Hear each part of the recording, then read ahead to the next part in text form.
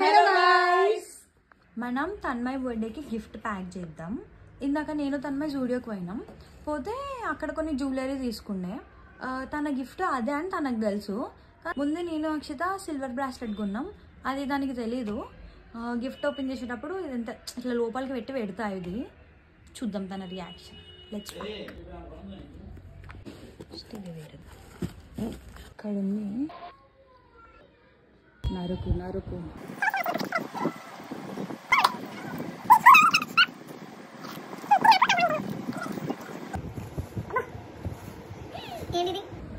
Gold చెయ్యి చాలా కష్టం. చెప్పు. గోల్డ్ చెయ్యి కిడ్నీ అమ్ముకుంటున్నా. నా ఐఫోన్ అమ్మేసేసి కొనిపించా.